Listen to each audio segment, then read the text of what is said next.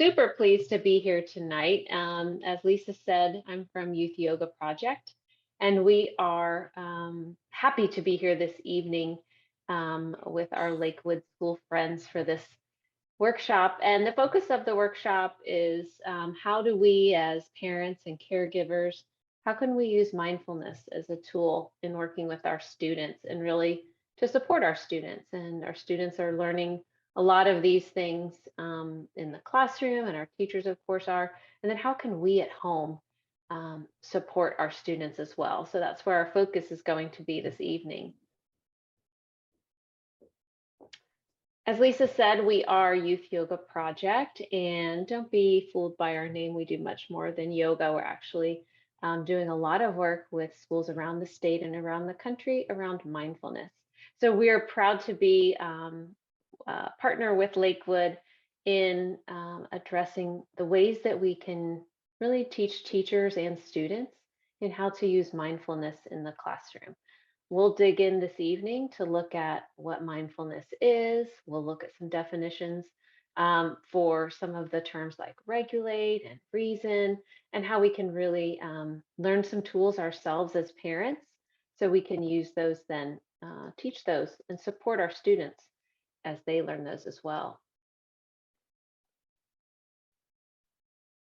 Let me share my screen and we will dig right in.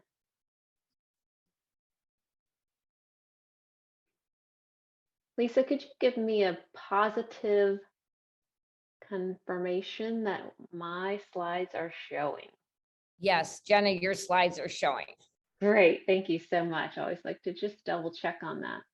So the goal for this evening is, as I said, to learn how we as parents can figure out the mindfulness tools first, to learn what are mindfulness tools and why are they helpful, and then to figure out how we can support you, our Lakewood parents, with the mindfulness tools and strategies that could be helpful for supporting you and your family as well. And of course, our group today is focused on our teenagers, our high school students, and we have Youth Yoga Project staff working with all the different grade bands across the district this evening. So it's really great to think about, as a district, the commitment that Lakewood has made to involve not only teachers and students, but also families and parents, so that we can really see the benefit of mindfulness within the community at large, in the schools and in the families as well.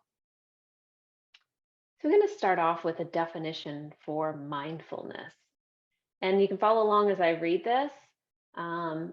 Mindfulness means paying attention in a particular way, on purpose, in the present moment, and non-judgmentally.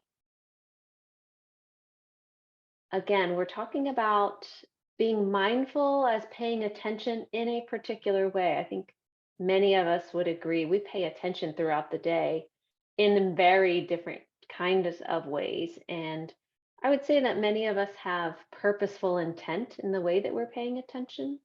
But when we talk about mindfulness, we really want to think about the way that we are supporting students and ourselves learning how we can pay attention in a very particular way. And that way is with intent, with intentionality, and being very present and non-judgmental of what we notice as we're paying attention.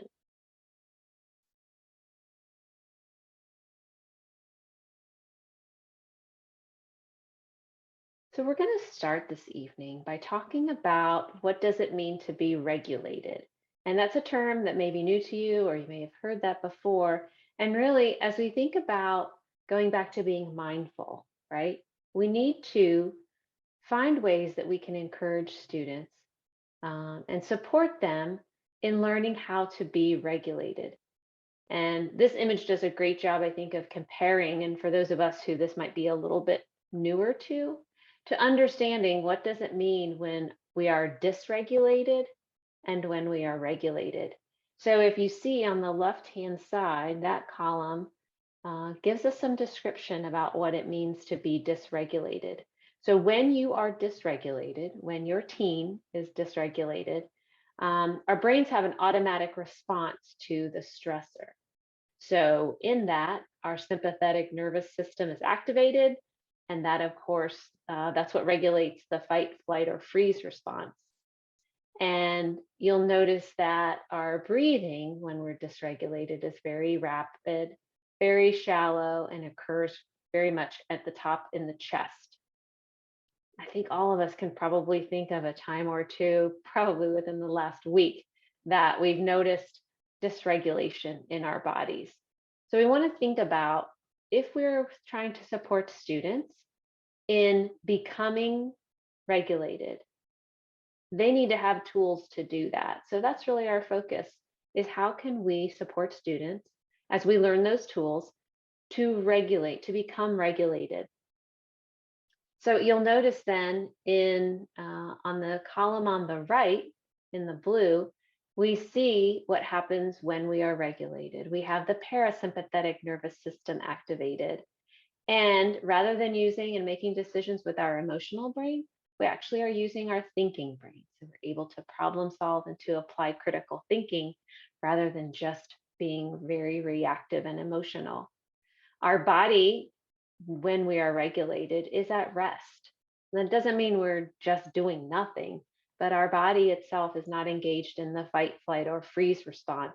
So our body is able to be at rest, be engaged, and we see the breathing very different as well. So in dysregulation, we have that rapid, shallow breathing. And when we're regulated, we have long, slow, very deep, regular breathing, and it comes more from lower, from the belly and abdomen, rather than that high chest breathing. So take just a minute and look back and compare for yourself what is happening in the brain, body, and breath when we're dysregulated versus when we're regulated. And take just a minute to think to yourself, what does that feel like for you when you are dysregulated? Take just a minute to reflect on that.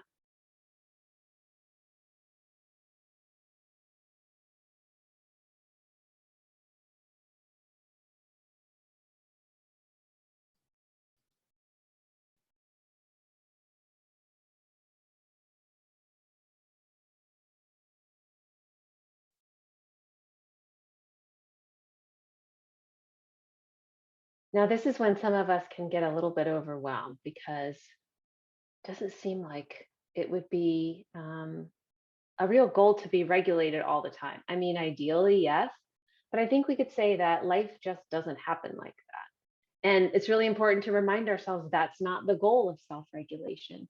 The goal is not that we are always regulated. And if for some reason we're not, then we're failing in that.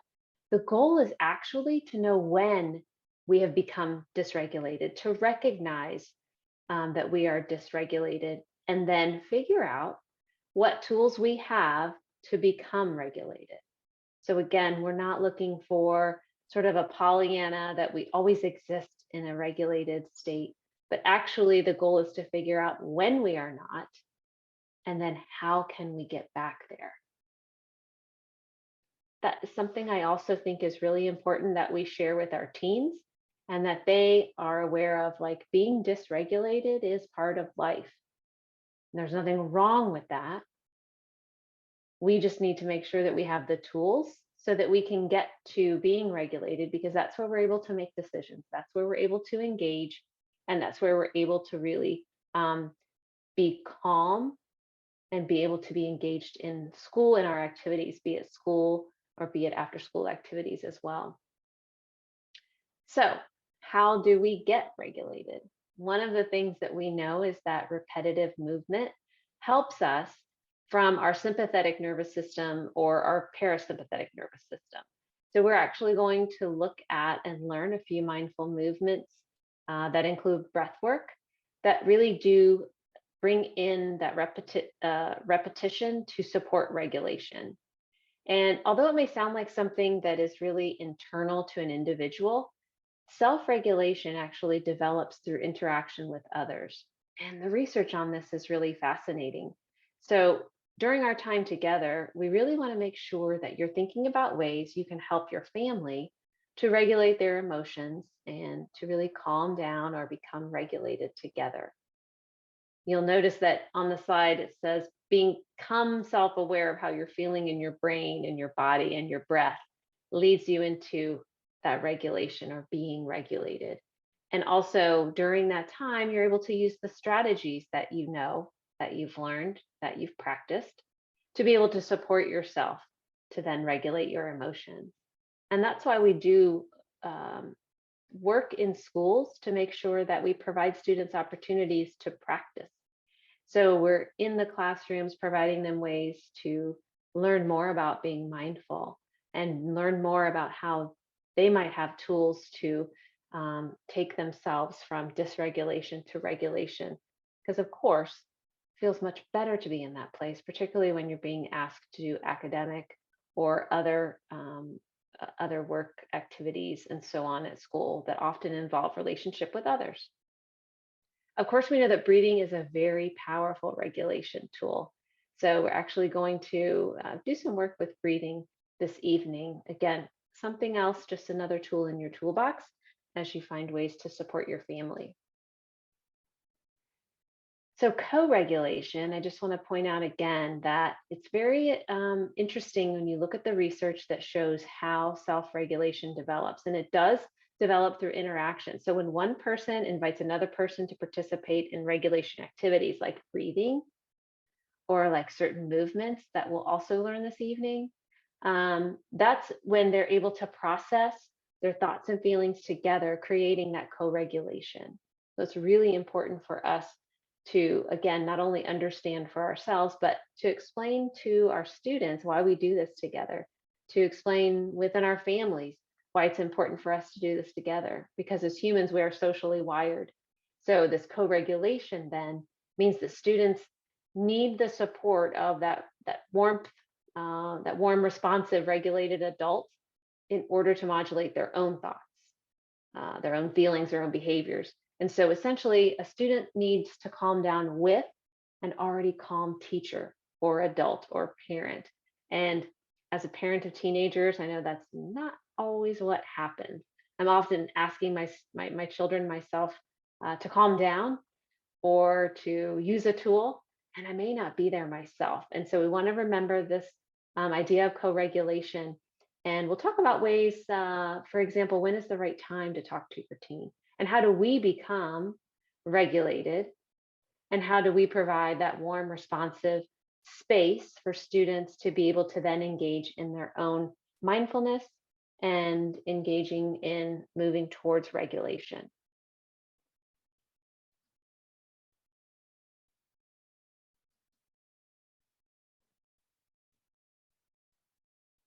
This is especially important for teens, and I always like to remind those of us who work with teens, be it in our families or in the classroom or in other activities or organizations. Um, Remember that teens are going through this time where they're learning what it means to be independent, and they're really gaining and taking on more independence during this time. But at the same time, they still need us there. And it's certainly true for mindfulness. So it's certainly true that they need that calm, safe, regulated adult in which they can then manage their feelings and behaviors. And interesting, again, something that we know from research and are finding out more and more about every day is that the teens' nervous systems are actually looking for other nervous systems to harmonize with, or they're seeking that co regulation. So, as the adults, parents, teachers, leaders in any way, we need to make sure that we know how to provide that for them.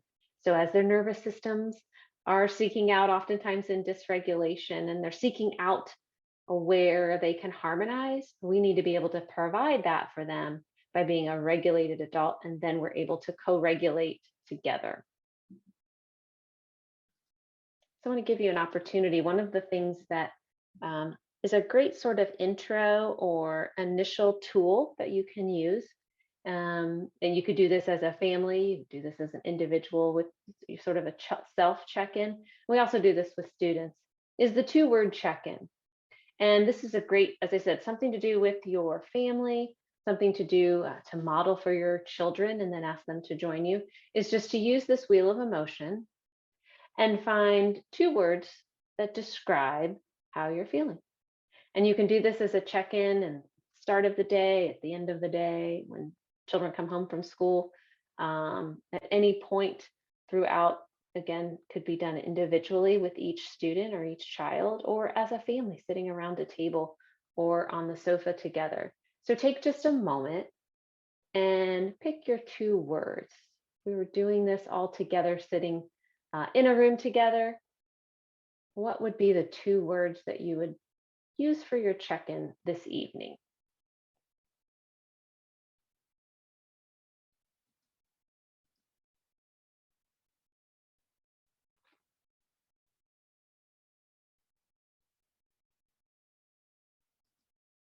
Great. This is a really important quote, and I always try to keep this top of mind when I'm working with my own children. When we're, of course, when I'm striving for co-regulation and providing this that safe, warm, regulated space for students, be they my own children or students. This quote is really great to hang on to. So we want to remember that when we're working with students, with our children, and teaching them mindfulness, we regulate, then relate, then reason. And I don't know about you, but as a parent, I've so often gone straight for the reason. Just feels like that's where the meat of it is for me. And that's, be it a conflict, be it something, a way I want to help my child out in some way, um, or just to help them calm down. I often jump to the reason. And we're going to find out why this evening. We really need to be aware and intentional with application of this in our work with students or with our children.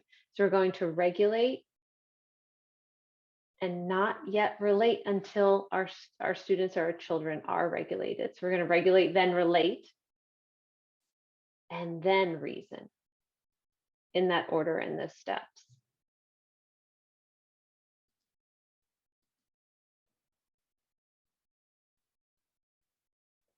So this is a question I don't know about you, but we have in our house often. What is going on with our teenagers? So this in and of itself could be at least an entire day, right? Just to have these conversations, but just to ground us so we kind of have a shared understanding of a few things of what's happening with teens. One of the things, of course, you're aware of, and if you've lived it, you know what this looks like and feels like, is that a teen brain is undergoing some major changes during adolescence.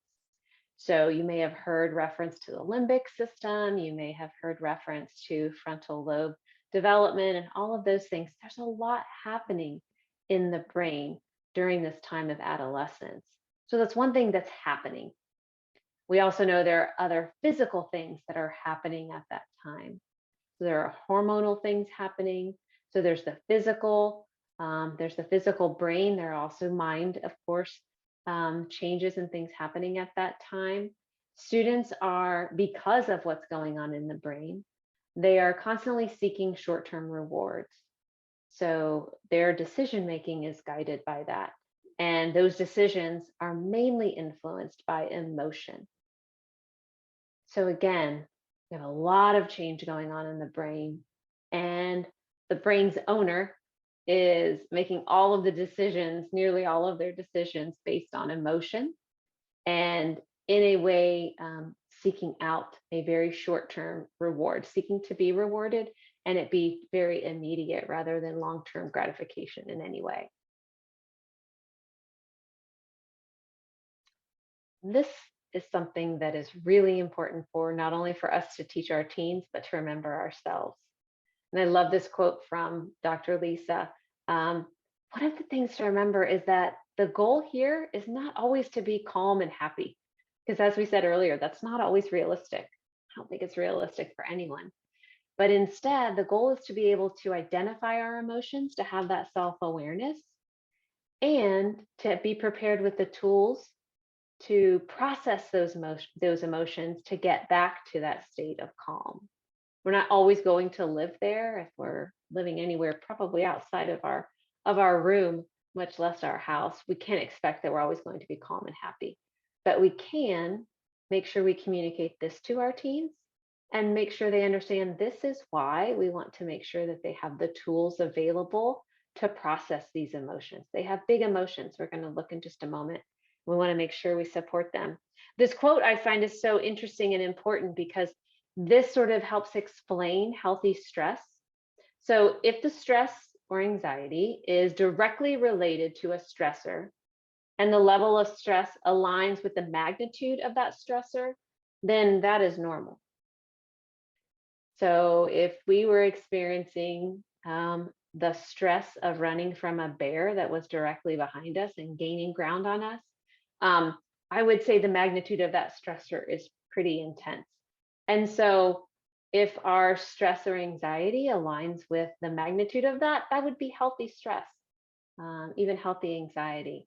So, we want to make sure the students are aware of that because setting them up to think that, oh, you'll have these tools and it will suddenly transform you into a person, excuse me, who's always calm and happy. And that's not what we're aiming for. So we need to make sure that we're really on solid ground with our students and their understanding and expectations. So I love this graphic. I know I've seen it used in many different ways for explanations of so many things. But one of the things that I notice here is the difference, the great difference that we see in sort of what's above the surface in teens. So the what we see above on the top are the ways in which they communicate, right? So, and it may not always be directly with us, but teens communicate that they have a need for support in some of these ways. And again, as parents, I think we've seen these. I know I've seen pretty much all of these in my home. So we might see fighting, arguing, complaining. We might see students have real difficulty concentrating, staying on task, and taking a task to completion. We also might see behavior regression or outbursts, things that might be even atypical for our children. We could also see unexplained headaches and body aches. We're very aware of the connection between the mind and the physical body and the manner in which those symptoms of stress, what's happening in the body during dysregulation, how that affects the physical body as well. We also often see, excuse me, unhealthy eating and sleeping habits. Those are ways in which students are asking for our support. Also, of course, less than desirable for performance in school, and also an increase in risk-taking behavior. Now, once we know all of those things, we're familiar with those. We've seen those in our students, in our children, in the classroom, in the home environment. So what are they communicating? That's the manner in which they're communicating. That's how they're telling us. That's not what they're telling us. If you actually look below the surface in this iceberg image, for example, that tells us what our children are telling us. So these teens are telling us they're scared, they're anxious, they're worrying, they're angry, they could be bored, they could be very sad, they could be experiencing grief, an abundance of stress, they could be frustrated and just kind of overall tired. Those are all of the things they are trying to communicate to us. And the manner in which they do it are some of those things we see on the top. So we want to make sure students have the tools to be able to be practicing mindfulness and to be able to express, I am feeling anxious. I'm feeling this way because X. And a tool I can use to bring myself back to regulation, to being regulated, is maybe a movement exercise, maybe a certain breathing exercise. And we want to make sure to support them in doing that. So, again, going back to how we're going to do this: regulate, relate, and reason. So, we want to make sure we're always remembering that we want to teach and support students with these mindful tools when they are calm and interested. Probably we can relate to this in times we've just had conversations, maybe important conversations with our teenagers. We know that those are best received when our students or our children are calm and interested in what we have to say. So the reason we want to make sure we're doing that is so then they can use the tools when they're feeling the big emotions or when they're experiencing conflict. And we're able to use those mindfulness strategies because it really makes us become curious about our emotions and more self aware of what exactly it is we're feeling. Because high school students and children aren't often able to really name what they are feeling. So they may say, I'm feeling mad. That may just be one way to describe what they're feeling or their emotion. Their emotion may be actually something that's fear related. So think back to that emotion wheel that we looked at just a moment ago. That can be very helpful because then students are able to actually name and describe what they are feeling. So their emotions have a real description that helps them then when they're applying the mindfulness tools to become regulated. So to regulate, we're going to move through some of these this evening. One of the things you'll remember I mentioned that's important when we were trying to become regulated and when we're helping support our students to regulate themselves is rhythm, repetition, and pattern and movement. So those things are really supportive to get our bodies regulated because remember, we're not just doing work on our mind, we're actually doing work on our body as well. So we want to get our body to the state of regulation. And we do this with this rhythm and repetition, and it involves breathing and movement as well. We'll go through the belly breath, the moving breath, and the half sun this evening so you can see an example of how these look and then think about how you might use them with your students or your children. So, again, when can you do this? We always like to use the analogy of we can't teach our child to swim while they are drowning. So we want to make sure that our teen is calm and ready to receive, engaged and interested. And then we can teach these tools because, again, with practice, once they learn the tools and they're able to practice them, then they're able to pull them out just like out of a toolbox when they're ready to use them when they experience those big emotions and when they're feeling dysregulated. But we certainly can't teach that in the moment. So if we have a child who is dysregulated, we can't say, hey, let's do a belly breath, right? That's not the time to do that. We need to make sure it's a time when our teen is calm and certainly not drowning, but instead ready to learn how to swim. So first we're going to start with a belly breath, and I'm going to show you what this looks like and then invite you just to take a few moments to practice yourself. And belly breathing sounds really simple, but it takes us a while to actually practice and to learn what that feels like in our body, and then to be able to practice it over time to use it when we need it. And I'm sure, like you, if you're experienced and have done belly breath in any way, you know how valuable it can be, whether it's stopped at a stoplight in the middle of traffic when you're running late, or if it's just before you're getting ready to engage in an activity that might bring you a little bit more stress or anxiety. Belly breath can be very helpful for that. And the way that you do that is you're taking in very long, deep breaths. Those are going in and out through your nose. So the way that we make sure that we keep our breaths very long and deep, we want to make sure that we're breathing from our belly. So when we do that, we should actually feel our belly expand as we take that breath in.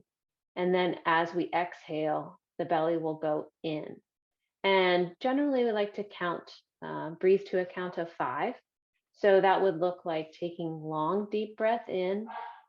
1, 2, 3, 4, 5. And then out. 2, 3, 4, 5. Again, we're taking those long, deep breaths in through our nose and out through our nose. And you can count to yourself and you can count up to 5. Perhaps when you're starting, you want to start to 3 and get those long, deep breaths. It's really important that your breaths are long and deep more important than getting to 4 or 5. You actually can work up to getting your breaths to extend as long as like 7 or 8 counts. But to begin, just focus on how you can take the long, deep breaths in through your nose and out through your nose. So take a minute now and practice, and go ahead and count those off to yourself.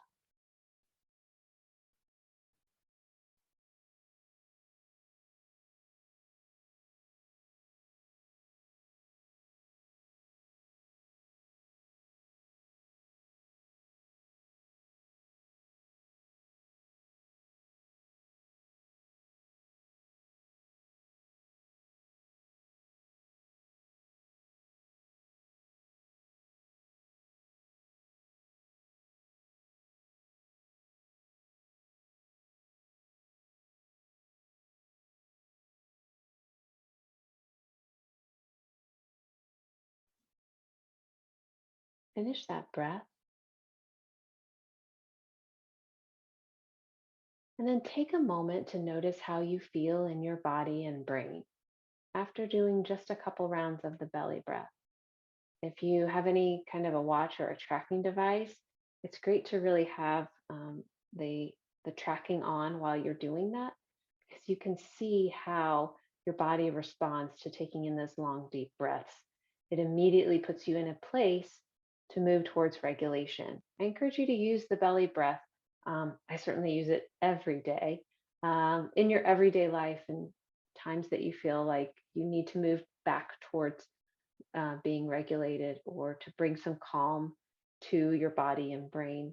And again, a great intro for for your children, and something you can do together as one tool for mindfulness. The second tool on our list is called moving breath. So in this movement, we're actually combining the breath that we did before, but we're now going to move with a rhythm and repetition as we connect the movement to that breath. So that's another reason why the belly breath is a great place to start. We're actually going to build from there and build onto that with some of these other movements. So I'll show you and model the way that moving breath is done. We're going to start standing with our feet about hip width apart. Then we ground kind of our whole foot and our toes into the earth. And then we're going to put our arms down to the side with our palms facing forward. And as you can see in the image, the first move is to pull our hands up to about shoulder height in front of us. So again, we're starting kind of like, we call this a mountain pose. We're standing strong and tall, and then we're pulling our arms up in front of us just to about shoulder height, and our palms are facing up. The next movement asks us to put our arms out to the side. Again, our palms are facing up. The next move is to pull our arms straight up to the top, stretching through our arms. We really want to elongate the spine when we do this. And the last part of this moving breath is to fold over, down, bringing your arms down, and you're really folding at the hips. Again, when you come back to standing, you can move through that again. So starting tall, standing with your palms facing forward, palms up about shoulder height, out to the side, palms are still up, arms stretched tall all the way through your spine, and then fold down. Your fingers may be able to touch your toes, or maybe your shins, maybe your knees or your thighs. Remember, we're bending down and then back up. So take a moment using the images that we have on the screen and just run through a belly breath, giving yourself an opportunity to make that connection between movement and breath. So you'll notice we counted 5 belly breaths, and there are 5 images here to show you what that looks like for each of those. So if you can align your breathing with your movement, you'd have 5 breaths with those 5 movements. Go ahead and take a minute to practice that now.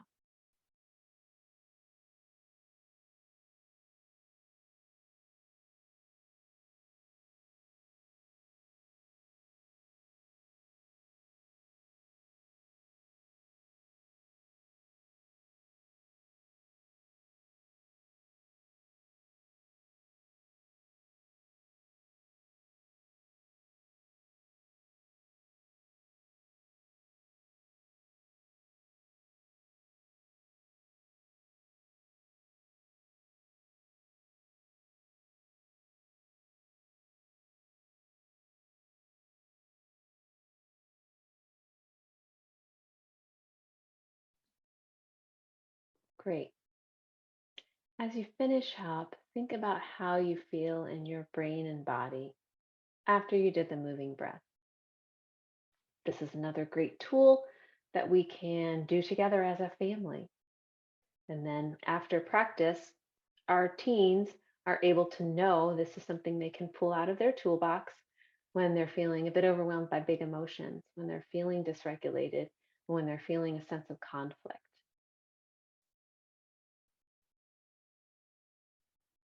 And the last tool we're going to look at today builds on just a bit more. It's called a half sun sequence. So again, in this case, we're moving with rhythm and repetition, similar to what we did in the previous moving breath. We're also, again, connecting each movement with a breath. So you'll see each of the 5 movements are going to have a breath associated. We're going to be counting in up to 5, so through each of these, and then back down. Now, the half sun sequence starts out in a similar way, and we're standing tall with our feet grounded into the earth, about hip width apart. We're starting by bringing our hands up, and we're raising tall, stretching through our spine with our hands toward the sky. And then we do a similar fold as we did in moving breath. We bring our arms down and bring ourselves in a folded over position.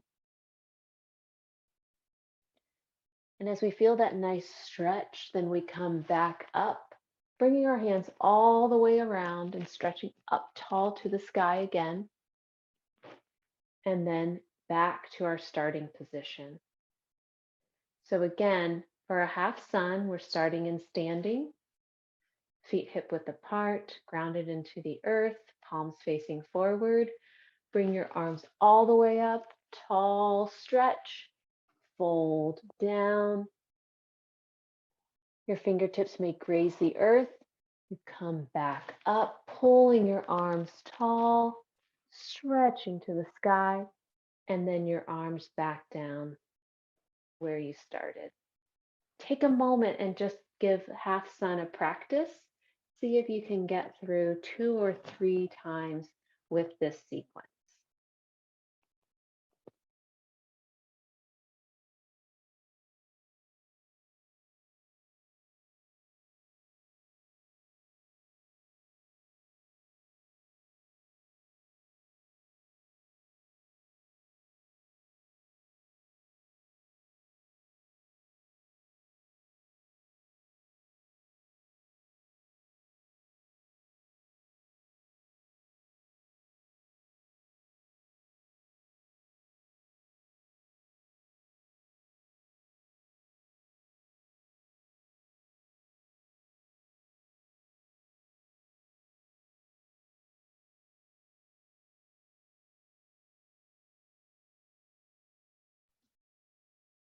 Great. Finish the half sun and think about how you're feeling in your brain and your body. And then think for a moment, which of those 3 tools was your favorite? Remember, the first one we did was the belly breath. The next one we did was the moving breath. And then the third one this evening was the half sun. Which of those was your favorite? And why do you think that?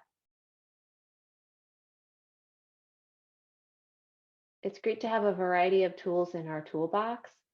When the opportunity is available for us to marry the movement with the breath, it's so beneficial for becoming regulated. But of course, there are times when that may not be the case, such as riding in the car, may not be able to do full movement. So certainly belly breath is beneficial for that, but also it's the foundation for so many of the other tools that our children and students and teachers are learning. So it's a great place to start.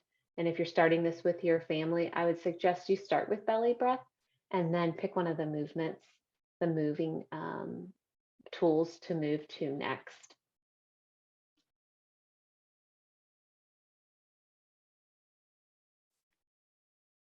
So the next thing on our list was to relate.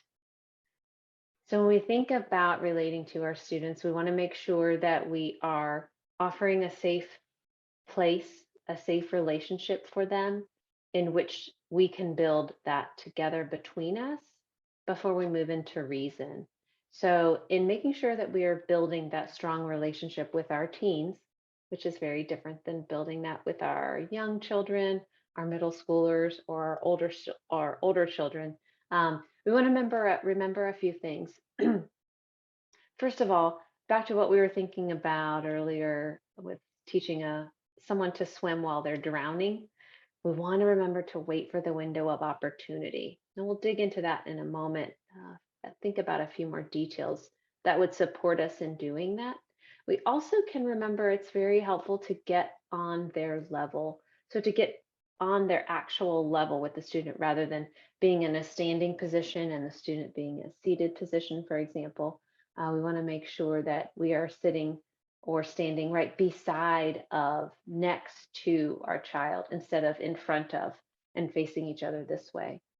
We also want to make sure, thinking about co-regulation, that we're checking our own body language, our own tone, our facial expressions, because remember, our students are looking, our their neurons are looking to mirror ours.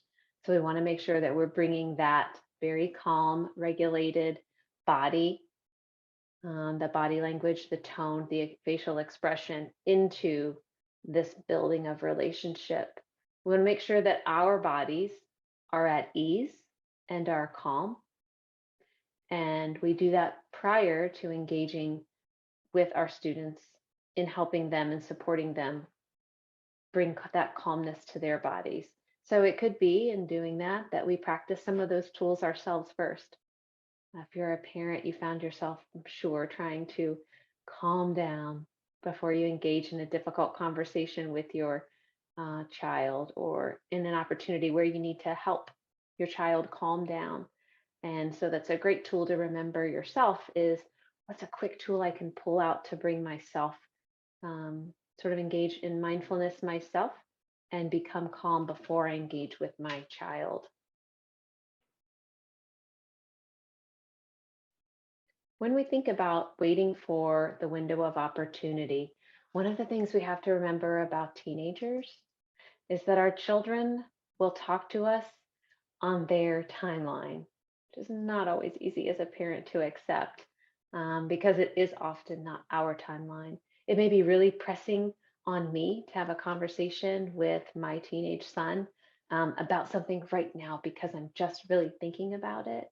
But if it's not the timeline, if it's not his timeline, then I need to wait for a window of opportunity when it is. And as parents, we know when those times are. We know when that window of opportunity happens. But we want so desperately to fix things as parents, don't we? We want to help and make our children feel better or make the problem better right away. But for us, that requires some patience and we need to be aware and open to when the window of opportunity comes that we can then seize it. So, in the meantime, not always easy, but one of the things that we can do is practice, use our self care practices in managing our own emotions and managing often our impatience while we're waiting for that window of opportunity to engage with our children. Then, of course, we're going to reason. So here's where many of us probably consider this is where the problem solving actually happens. We want to help our teens identify their emotions through conversation. That emotion wheel is, again, a great way to do that. We want to help our teens solve a problem by thinking about what are possible solutions, brainstorming those solutions, but allow them to come to their own conclusion. Again, as parents, we so often want to rush. We want to brainstorm and then we want to help tell you what the answer is. We want to get you to that conclusion in all of our wisdom. But we really need to make sure so that we set our children up for success moving forward and that they're able to replicate this without us. We need to make sure that we're allowing them to come to their own conclusions. We also want to make sure that we're engaging in conversation to do this. So we want to remind our teens how to engage in positive self talk. We want to do that by modeling language that's very healthy for them. And for many of us, we didn't grow up with that in our homes. And for many of us, it may be a difficult new thing in modeling that language of how we have healthy conflict resolution. If our students don't have experience with that, We can provide that by just starting with what type of language can we use that is addressing conflict, but in a healthy way? And how can we do that consistently? Oftentimes we can share experiences. I find myself using experiences and examples from my workplace with my own children to provide them some of the modeling language and some example for how healthy conflict resolution looks and sounds. And again, encouraging them to encouraging the identity of your teen in all of these conversations is super important. So when your teen is then calm and ready, the window of opportunity has opened, we want to make sure that our goal again is to help them identify their emotions and then solve the problem. One of the things that is really helpful, and I remind myself of this often, is to ask what instead of why. So instead of why did you do that? Why did you think that? We ask what happened, and we ask what are you feeling and what are you thinking? Not the why, because it's very difficult, particularly when teens are dysregulated, for them to be able to do the deep analytic thinking that's required to answer why did you do that. It also often brings them to an evaluative place that may or may not be helpful in solving and fixing the problem. So we want to make sure we're focused on the what. And then we want to make sure we ask them, what do you need? And oftentimes teens may not be able to identify that. So it's helpful if we can give them options. Do you need me to sit with you? Or do you need me to leave you with some space right now? Do you need me to drive you to your friend's house? Or do you need me to help you draft a letter to that person? So, giving choices if they cannot identify what would be helpful for them, what would be that need on their own. So, again, looking back, what do our teens need? They need us. They need a warm, caring adult to co regulate with them. So we have to make sure that we're regulated ourselves first. They need continuing nurturing despite their independence and their probably wish to the contrary. They need a lot of modeling and coaching so that they can develop the coping skills and use the strategies and the tools that we're teaching them, and making sure that we include conflict resolution strategies that they can implement in their daily life. One thing I like to remind myself of is that all behavior from me as a caregiver, as a mom, is communicating something, and it's communication. So my teens are taking cues from what I communicate in my behavior. So if our goal is to be calm and confident and intentional and regulated, we need to make sure that we are able to do that for ourselves and then to teach that to our children and our students. But again, they're taking cues, and everything that we are doing, our actions and behavior is communicating something. So it might be communicating that I'm dysregulated. It might be communicated that I'm not feeling very confident. And if we want that to be, if we want our students and our children to be able to engage in regulation, then we want to make sure that our behavior is communicating those things to them, the sense of calm, being regulated, and being very intentional and mindful. So we can model that before then we engage to problem solve and to listen to their ideas for how they can regulate themselves. Here's a simple motto, because we need to take care of ourselves as well, as parents, as caregivers, as grandparents. This is what we can say. This is a moment of uncertainty. It could be, this is a moment of stress. This is a moment of great difficulty. And that is a part of life. Uncertainty is a part of life. So I'm hoping that we, which would be myself and my child or my children, can have compassion for each other, can bring ease to our minds and bodies, and be comforted by each other's presence. It's a really helpful motto for us as we take care of ourselves. So, of course, that we can support our teens in doing this work as well. So think just for a moment. I'm going to ask you to take 30 seconds and think about your biggest takeaway from what we've talked about this evening. I think if you can identify a way that you will regulate or even better co-regulate with your child or children in the future, just one thing that you might do to help support that goal.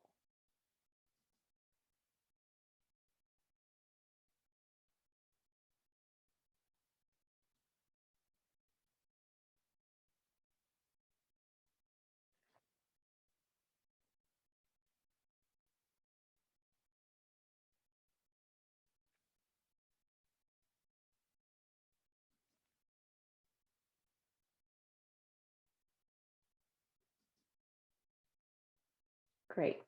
And I sincerely wish you well with that. Want to thank you all this evening for joining us, and it's so great to be a partner with Lakewood in this work. We look forward to supporting you and your children and your teachers and your community into the future as well. Would give you a reminder that there will be a resource and a recording of the session, and that can be found in the Family Hub. And you can also look for an email as a follow up with those same resources. So I'll turn it back over to Lisa. Thank you very much.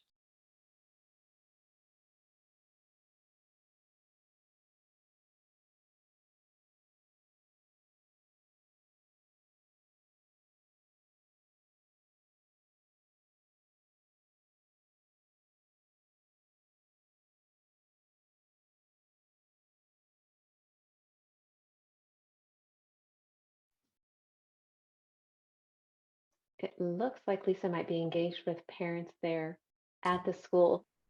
Are you there, Lisa? Yes, I am. Sorry, Jenna. Great. No, you're fine. I'll turn it back over to you to close us out this evening. Okay, yeah. So I don't know if there's any questions. Mr. Bino, if you have any questions, certainly you can reach out to either my office, Student Services, or the high school. Julie May is one of our teachers up here, and she does a lot with our youth yoga mindfulness. So otherwise, we are done for the evening, and I really want to thank you for joining us. You were the sole high school participant, but that's all right. It takes one and we go from there. So I appreciate you joining us this evening. Yeah, I don't have any questions, but just wanted to say thank you. Thank you. Very good. Thanks a lot. Have a great holiday. Thank you, You too. Jenna, Have a very nice evening. much.